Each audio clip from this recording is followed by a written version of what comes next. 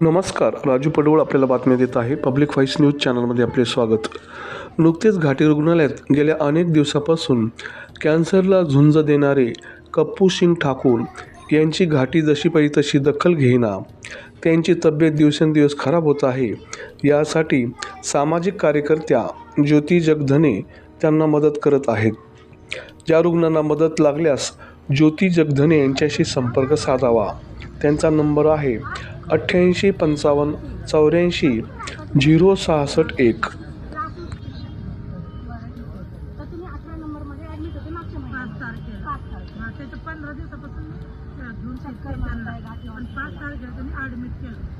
तर तुम्ही 5 तारखेपासून इथं फिरायला लागले का?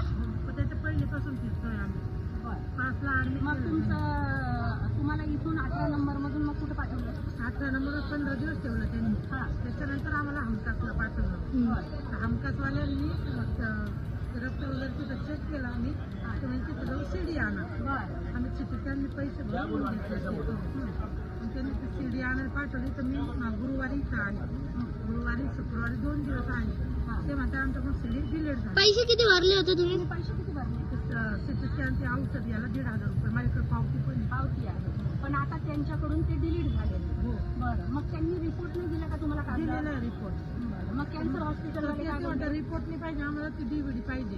डीव्हीडी पाहिजे. CD पाहिजे. तोपर्यंत इलाज चालू करणार नाही.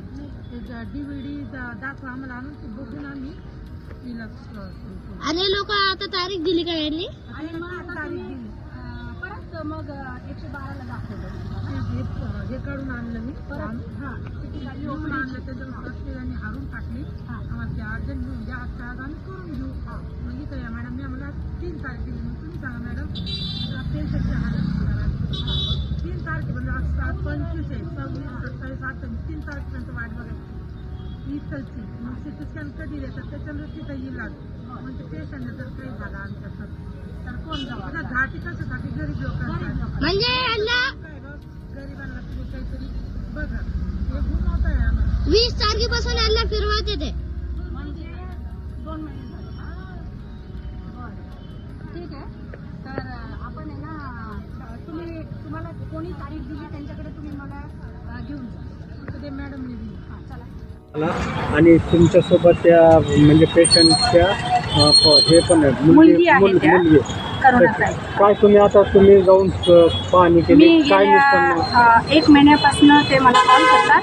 मी 18 नंबर वॉर्डमध्ये पण गेले होते. त्यांचा परिचय करून घेतला आणि त्यानंतर डॉक्टरांशी पण बोलले.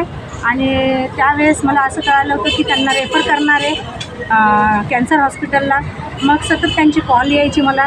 त्यांना थोडंही काही हलगर्जीपणा हॉस्पिटलमध्ये वाटला तर त्या मला कॉल करतात. आणि मी गेल्यानंतर ते काम मी त्या डॉक्टर लोकांशी बोलते, सिस्टर लोकांशी बोलते. आताही मी सकाळी त्यांचा मला कॉल आला त्यावेळेस मी माझ्या घरी होते. आणि मग मी इथे घाटी हॉस्पिटलमध्ये आले. घाटी हॉस्पिटलमध्ये आल्यानंतर मी त्यांना घेऊन सिटी स्कॅन ह्या विभागाला गेले. मी तिथे सिस्टरांना विनंती केली, डॉक्टरांना विनंती केली की पेशंट अशा स्टेपवर असताना तुम्ही ज्या व्यक्तीला धरून आणायला लागली मुलगी, ज्या व्यक्तीला चालता येत नाही आहे, शक्ती नाही आहे त्या पेशंटला, आणि तुम्ही त्यांना चक्र मारायला लावू नका. आणि त्यांनी काय केलं, आधी जो सिटी स्कॅन त्यांचा काढला होता तर तो त्यांच्याकडनं डिलीट झाला असं डॉक्टरांचं म्हणणं होतं. आणि मग त्यांना पुन्हा फॉर्म भरून द्यावा लागला. पुन्हा डेट 3 तारखेची दिली त्यांना. मग ते आधीच इतके 10-15 दिवसापासून उपाशी आहे. त्यांना काही अन्न पाणी जात नाही. आणि परत जर 8 दिवस ते अशाच MEM मध्ये राहिले समजा तर त्यांच्या जीवाला धोका होऊ शकतो असं त्यांच्या मुलीचं म्हणणं होतं. तर मी विनंती फार केल्यानंतर तरी देखील सिस्टरांनी आणि डॉक्टरांनी माझं ऐकलं नाही. आणि त्यानंतर मी त्यांचा जो रिपोर्ट होता आधीचा पेपरवर तो घेऊन मी RMO सरांकडे गेले. तिथं विनंती केली. आणि विनंती केल्यानंतर तिथून कॉल गेला आणि तिथं लेडीज 2 RMO होत्या.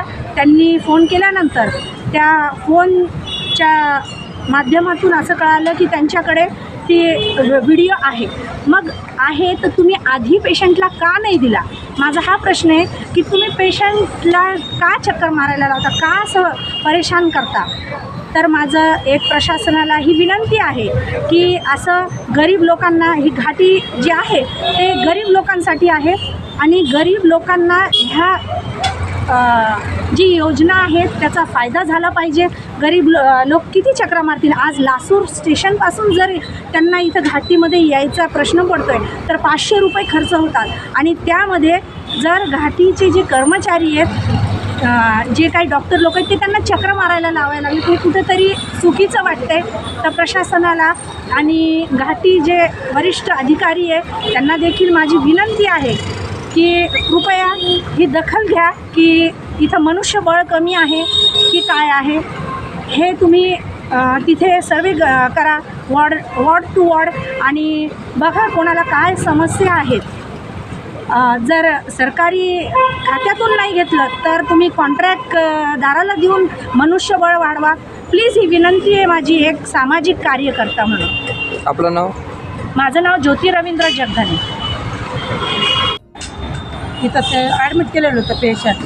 आता त्यांनी इथून कॅन्सरला पाठवलं. कॅन्सरवाल्यांनी CT स्कॅनचं DVD आणा म्हणे ॲडमिट पेशंट असताना. इथं आले तर मी 8-10 दिवसांनी इथं चक्कर मारते मला DVD द्या. ते काही त्यांना पेशंट ॲडमिट करत नाही तर ते म्हणतात आमच्याकडून डिलेट झाली. मग मी गुरुवारी पण गेले. गुरुवारी म्हणते आता मंगळवारी या म्हणे. मंगळवारी आल्याच्या नंतर आता त्यांनी 3 तारीख दिली. तर मग आता तुम्ही सांगा एवढे 8-10 दिवसाचा पेशंटला काही झालं त्याचं जिम्मेदार कोण. या ताईंना बोलवलं. ताईंनी खूप मदत केली. कधी पण फोन केला ते 8-15 दिवसांनी महिन्यापासून माझ्याबरोबर फिरत आहे. त्यांना त्यांची तब्येत बरी तरी ते आज पण आल्या. यांनी बोलल्याच्या नंतर ते म्हणता आहे मला 1.5 महिन्यापासून घुमवत आहे आणि आता ताई बोलल्याच्या नंतर ते म्हणते आहे आमच्याकडे DVD आम्ही देतो. वडिलांचं नाव काय आहे आणि त्यांना कोणता आजार झाला? त्यांना कॅन्सरचा आजार झालेला आहे. वडिलांचं कप्पू सिंग ठाकूर लासूर स्टेशनला राहतात. ते लासूर स्टेशनहून रोज येणं जाणं करता येईल आणि तब्येत इतकी खराब झालेली त्यांची म्हणजे खूप चालता येत नाही आहे. जेवण वगैरे सोडूनच दिलेलं आहे. तरी तो पेशंट घेऊन इथं 1 महिन्यापासून फिरतेस. कोणत्या वॉर्डमध्ये ॲडमिट? 8 नंबरला होते. या संदर्भात तुम्ही डॉक्टरशी काही बोलला का? डॉक्टरांनी इथून तिकडे पाठवून दिलं. त्याच्यानंतर आता ते डॉक्टर फोन काही उचलत नाही आहे. इथं CT स्कॅनला गेले तर नाही CTच नाही आहे. आमच्याकडून डिलेट झाली. आता डिकाडीपणाच्या ना आता घाटी कशासाठी गरिबांसाठी आणि ते गरिबाचीच मदत करत नाही ना. चक्कर मारा पेशंट घेऊन कशी चक्कर मारायची. चक्कर मारत राहिलं तर चक्कर मार. वडिलांची तब्येत कशी आहे? खूप खराब आहे सर. आणलेलं मी पेशंट इथं घाटीला. काही जेवण खावण काहीच नाही. त्यांचं वय किती आता? त्यांचं वय 75.